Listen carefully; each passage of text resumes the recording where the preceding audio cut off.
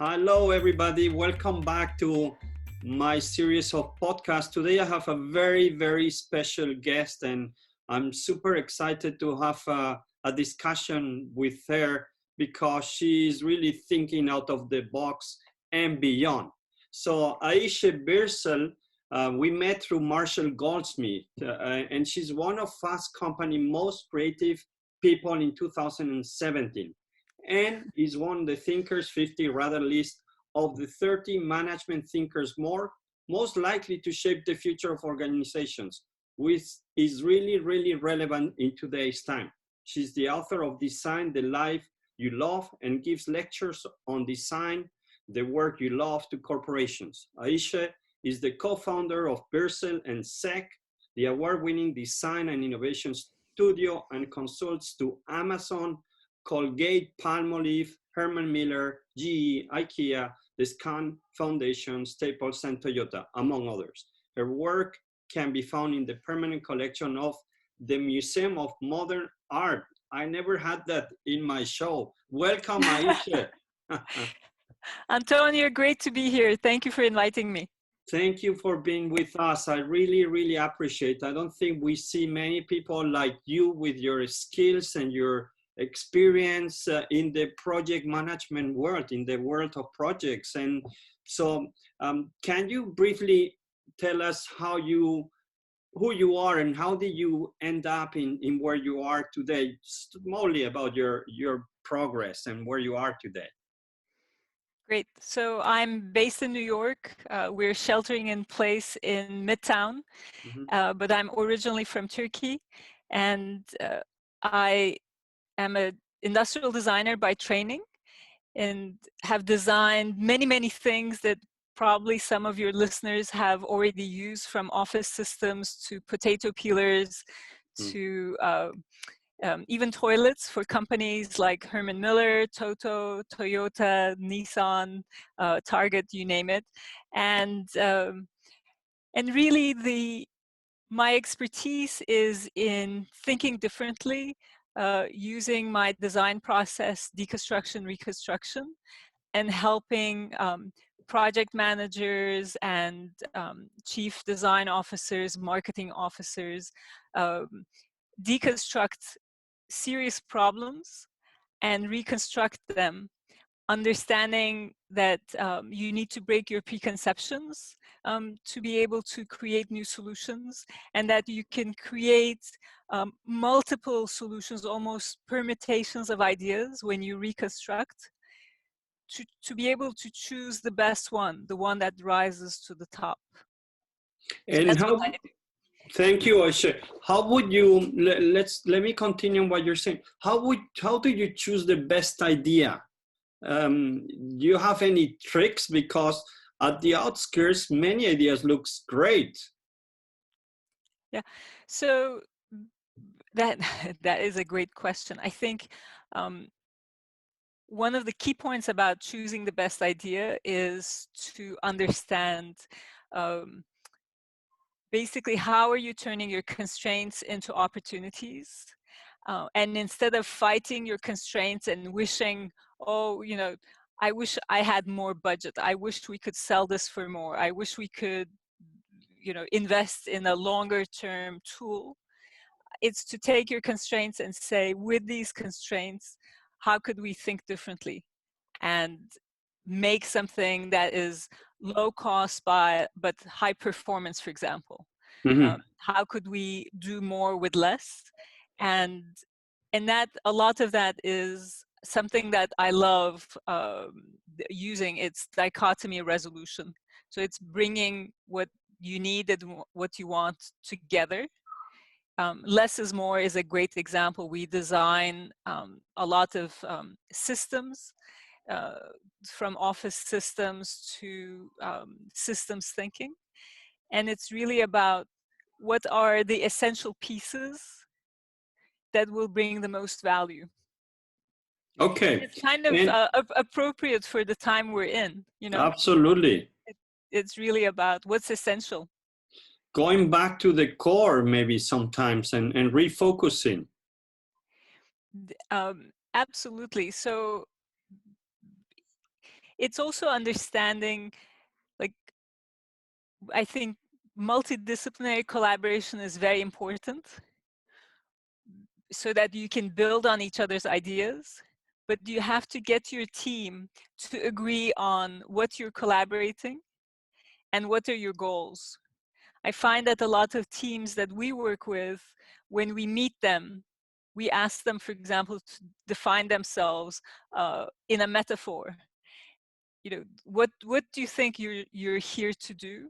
And we find that everybody has a different metaphor, um, and that they don't necessarily have compatible visions of what their shared goal is. So one of the techniques we use is we work with metaphors and get people to land on the same metaphor.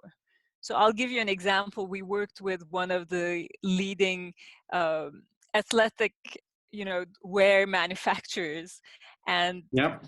one part of the team thought, okay, we're climbing Everest, and the other part of the team thought we're in a walkathon. Well, those are like diametrically opposed. Like, Completely. are you one of the unique companies in the world that's trying to climb Everest and do something that nobody else is doing? And how are you planning for that? Who's your guide? How do you, foresee potential hazards in your way and prepare for them? Mm-hmm. Or are you doing a slow walkathon at your pace and, with many, many people? So that, how do you bring those ideas together so that the team can look in the same direction, what we call a shared mental model together? I love it because we have the struggles every day. There's lack of alignment on where we want to go, and I love the tool that you use working with metaphors. It simplifies probably the language, and everybody will talk a bit the same language. So I think this is already a very useful tip. Thank you. You may, I don't know if you call what you do projects, but I guess you do a lot of projects. And what are your techniques? How are you making them successful? Any couple of tips that you want to share? Absolutely. So one of the things that we found very useful is to have a process that we can use across different disciplines.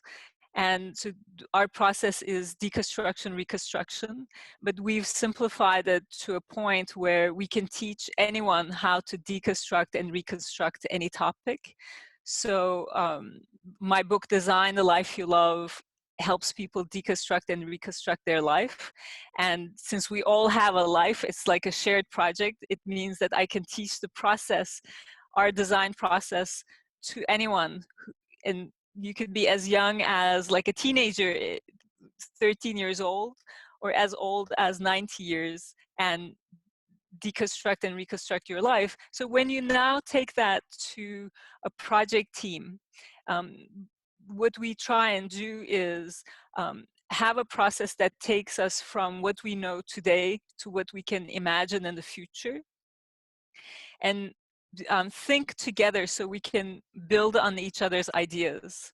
And what we've experienced is there's always a messy middle in a project, where as you go from today to tomorrow, there's a moment where you're lost. And I've seen this from, with every company we've worked with, whether it's Philips or Toyota or Herman Miller or Facebook, there's a messy middle. And so the process helps you get through that messy middle and land in this shared mental model. And I would say for project managers, to either work with somebody who has a process that you can trust, or to acquire a process, because that idea of trusting the process is really key to get to the other side. And the process needs to be accessible so that people from different disciplines can use it.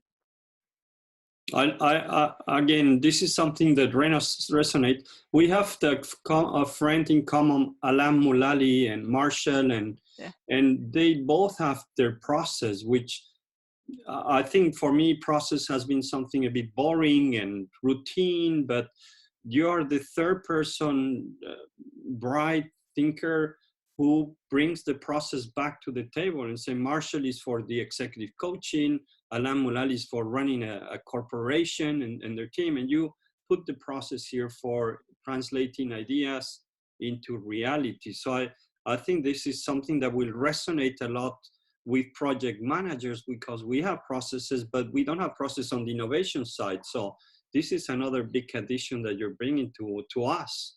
And I love it. We can find more about this on your website, Ayse. Absolutely. So Okay. I will get I'll send you the links for the websites.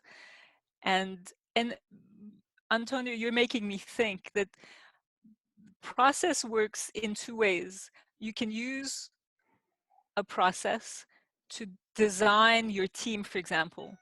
So we help companies like Colgate-Palmolive or Facebook deconstruct their teams and to reconstruct their teams. So, and we use the same process, but we also use the same process when we're working with Herman Miller, for example, and we deconstruct work and reconstruct it. So what often I see is companies that are in the innovation space and who know how to apply innovation to their products, services, experiences that they're creating, they sometimes forget that they need to also use similar processes to refresh their own teams and to think differently about how are we going to make our team successful. And in a similar way, companies that are in very much around structure and innovation strategy in terms of their teams sometimes forget to bring that strategy and innovation into their product. So in my mind, it's all one and the same thing. If you can innovate within your company, you can become more innovative externally as you introduce products and services, and vice versa. It's like talking vessels. Yeah, I like that. And you talk, Ayse, before about design the life that you love, the work that you love, and I guess now with the changes that we will see, what are your views on that, and how can people approach the thinking and the design process? And you're one of the world experts on this, so can you share a bit more on how you see things moving forward? Hey, Antonio, may I share my screen to Please share this drawing, and I could walk us through that a little bit? Because I've been thinking about the future of work with my expertise around Herman Miller and how people work. And like you said, can you see my screen now? Can you see the drawing? Yeah. Great. The crisis is very interesting because it's creating a lot of constraints for us. But again, constraints are opportunities. So I would like to think that there are incredible opportunities going forward. For example, around collaboration. Collaborations used to be much more localized, like we would go towards people we knew that were close in terms of their location to us. But now that we're all sheltered in place, the whole globe has become our opportunity for collaboration. So going forward, I think these teams that are now collaborating, like you and I, you know, I'm in New York and you're in, where are you actually? Are you in Madrid? Yeah. So we're collaborating, and this becomes incredibly normal. I think this is one of the changes that's going to stay, where people will be collaborating across the globe. And another thing that's emerging, if you can see here, are this new notions of super friends and friend tours. that Super Friends comes from one of our Marshall Goldsmith 100 members, new members, Oshoke. And Friendtours comes from Jenny Blake, who wrote a book on pivot. Friendtours are your friends and mentors. So this notion of collaborating with people, but collaborating not just on a work level, but on a friendship level, so that collaborations lead to new friendships and new levels of trust. And that has something to do with this new notion of showing up as yourself 100%. Like right now, what you and I are doing, you are at home, you have books behind you, I have books behind me. One of our kids might run into our conversation right now. We acknowledge that we have kids. We acknowledge that we're vulnerable. People are showing up much more as themselves at their work. And I think this is also one of the things that will continue going forward, that we will collaborate with people that we become friends with or are friends with, that we trust, and we will know each other at a deeper level than just professional, with our expertise and superpowers, but also with places we need to learn. And then, so two more things, if I may. I'm not going to go through the whole thing, but I mentioned things to learn. I think that even though, your listeners are all experts and leaders, we're realizing in this new world, there's so much we don't know. And so I'm calling it, we're CEOs and interns at the same time. We're experts and beginners at the same time. And this thirst and need for learning is going to also change the future of work. I think we're going to be a lot humbler going forward. And this will also fuel these kinds of collaborations where, hey, I know this, I'm an expert in innovation and design thinking. You're an expert at helping people become better project managers. What could we do together? So that I think, and then maybe one last bit is the organic schedule. Elliot Massey just talked about this. People are going to be much more welcoming and understanding that if my schedule is from 10 a.m. to 10 p.m. and I'm going to have a gym session in the middle and I'm going to nap somewhere around 3 o'clock, and that brings out my best performance, that's going to be totally okay. So what I'm seeing right now is everybody's reorganizing their work day around their super capabilities, superpowers, but also their internal clock, their needs for well-being. The commute time has become personal time. People are using the time they used to commute and to travel for learning, for reading a book, for hanging out with their children. But this is going to be very organic and individual. And I love that idea. I mean, these are things that really excite me. And I think project managers are going to create new ways, together with people like you, with me, to adapt to, each person is different, but together we're better. How could we manage organic schedules, different kinds of collaborations across the globe, and perform? And this will lift all of us up, I think. It's all just eye-opening what you're telling, Ayse. I saw in the picture that you show is like we're getting rid of straight away of all the old corporate structures and all working methods and habits. Is like carte blanche. We start from scratch in a more flatter world, more collaborative, digital.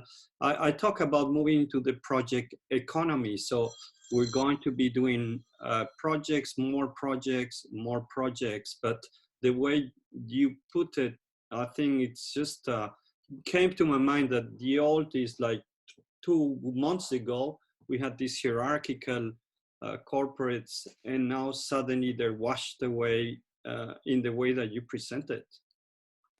Oh, I love that, Antonio. And I just want to, some of your listeners or viewers might be going, yeah, but we're going to be out in a month's time. This is not going to stay. And I just want to say, if you're listening to some of the large corporations and what they're deciding right now, I realize that this is here to stay. When I listen to Facebook, and they're going to continue working virtually for 80% of their workforce is going to work virtually until mid 2020. You realize these things, it doesn't mean that we have to shelter in place for another year and a half. But if your corporation is going to keep 80% of its staff out of the office, you are going to think differently, and these things will change the way we work. Yeah, Rita McGrath, she was talking to me, and she says that habits change if you do the same thing for 30, 40 days. So yeah, that's what we're going to be doing. So we're going to be very different people when we get out of this. Yeah. And Ayse, thank you for that. It's just, I love when I connect with people like you, because the brain starts like running very fast, and you try to see light everywhere. So you bring a lot of light to, how can you combine all this creativity with discipline? Because this is sometimes needed, especially with projects where people, they compromise to do something, but they then don't show up, or you want to change things as you move. We need some structure on the implementation and some discipline. So how can we combine both that they fit perfectly? Yeah, I mean, there are many answers for that, many tools that we use, but one of the things that I learned from working with Herman Miller, and they're one of the most innovative companies out there. For your viewers, they're the creators of the Aeron task chair, but they have constantly innovated and kind of created new paradigms of work in the workplace. And so one of the things that I've learned with them is to create these concept books. When you agree to something, you need to, and this could be for a month, this could be for 6 months, it could be for a couple of weeks. But once you agree something, you need to put it in writing and say, did we agree to this? And these things, what you agree to, have to be kind of simple actions. Things like, we're going to be economic. We're going to be open-minded.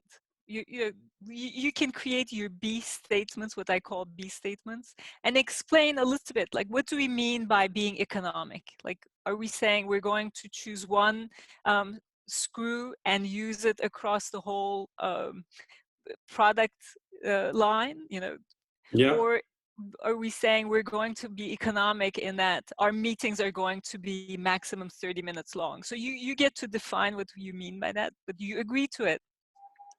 And so as people push to change things, you have kind of like a foundational backdrop where you could say, but we had agreed to this. I found this incredibly useful, and I'm kind of always surprised at how little people agree to that shared mental model. A very simple tool that I find useful in this is a whiteboard. Put things that you're agreeing to on a whiteboard. Yeah. And have everybody in that group agree to that, and maybe put a deadline to it. We're agreeing to this for the next month, and we're going to try, and then we're going to reevaluate. So this is I like it because we tend to develop policies and procedures and templates and expecting that people will read them first. I doubt many people read the policies, but anyway. And what you're saying is keep it more simple. Just develop some working principles. Put them in 10 working principles in a whiteboard about commitment, about accountability, about ways of delivering and delivering on time, and you simplify everything, make it simple. And I really like it. I think this could be a massive change in the way we work. If I may add to that, Antonio, one thing that we're doing with our clients and both individuals and organizations is a very simple outline. We talk about what are your must-haves, Mm-hmm. and what are your nice-to-haves, and what are things you want to avoid or delete.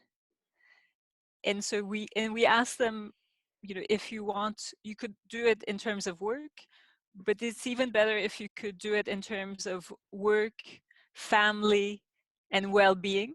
Mm-hmm. So you could look at what are the 3 things you must have. I think in this moment, especially, we need to understand what are our essentials. What are our essentials as an individual, and what are our essentials as a team? What are our essentials as an organization? Because all of that is currently being questioned. So this is a great opportunity to develop those ideas, but as importantly, to also say what are things we want to avoid. Yes. And get rid of, Yeah, get rid of some of the old habits, or I like it. And just to finish, Ayse, because I could spend the next hours talking to you, it's just, I don't see time passing by. Thank you. Which is a good sign. But the question I had, just to finish, if people listening, they want to decompose their lives, and I think this is a good phase to rethink about what you like and what you don't like, and knowing that things will change, what would be like 1 or 2 techniques without giving away everything? And I would recommend people to read your book, but to practice or to start thinking about how can you recompose or decompose your life. If you can give us 1 example. Sure. I'll give you 2 examples that we've been using. Deconstructing your life and work is really like creating, how can you break the whole into its parts? So first you need to understand what are the parts of your life and work.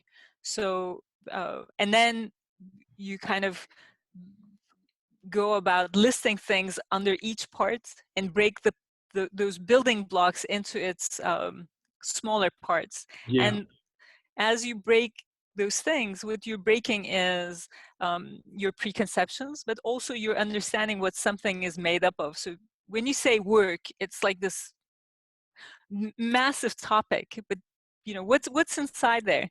When you say life, same thing. So one deconstruction template that we use is the one that I just mentioned. The building blocks of your life and work are work, family, health, well-being, and friends. So you could just use those 4. And I would say, especially today, when you think of your work, think about all these other things as well, because, we cannot, it's hard right now, actually impossible, to separate your family from your work when you're working from home. It's hard to separate your well-being from work. So again, work, family, well-being, and friends. Friends are also important because, as I mentioned, I believe there are super friends and collaborators.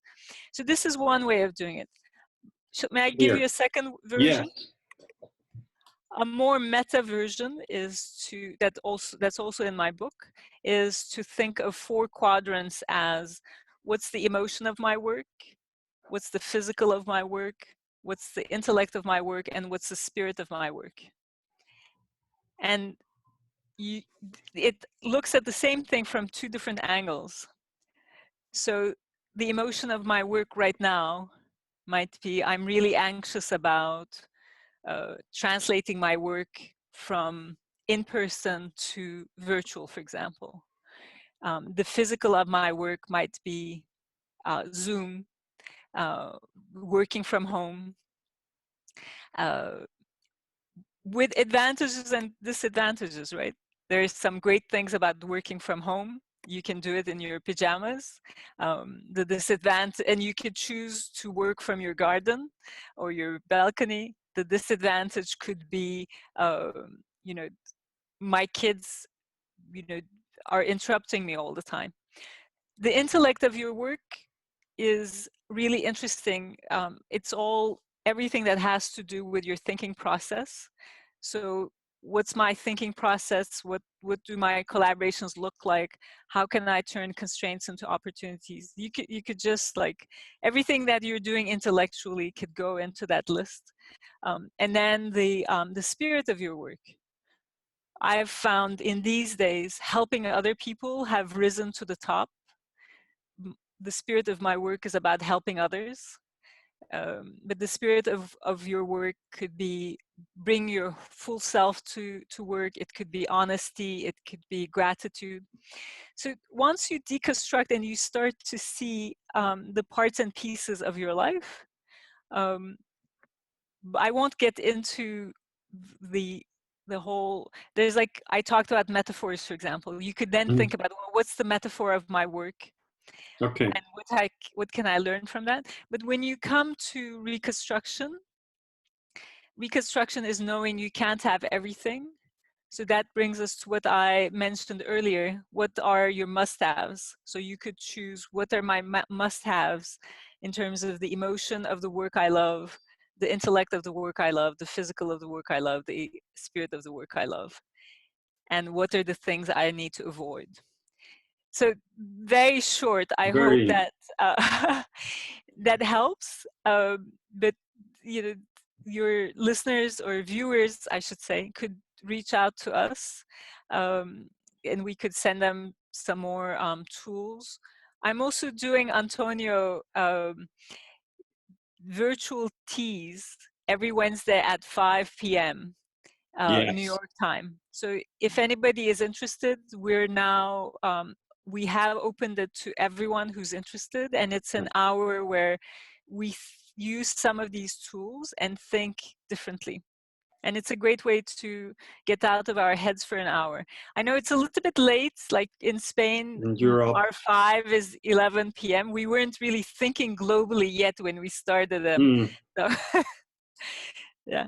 But it's I've seen some of the recording, and it's highly recommended. It's a refresher, and thank you for opening. I'm sure you'll get some of the people listening to us, because it's a topic that is so relevant. And I want to thank you, Ayse. I think you provided very different views and different insights, which are very useful and for individuals like me, and I know this might reach thousands of people which are thinking about the same questions. And so thank you so much for your time, Ayse. It's wonderful. Thank you. You're wonderful, and thank you for giving us some time. And we'll send all the details to the listeners, and I hope you keep well and keep inspiring us, please. Thank you, Antonio. I'm so grateful to you for inviting me to chat with you today, and also your beautiful work and what you're doing for your community. You inspire me 100%. So thank you. Thank you. Bye-bye. Bye.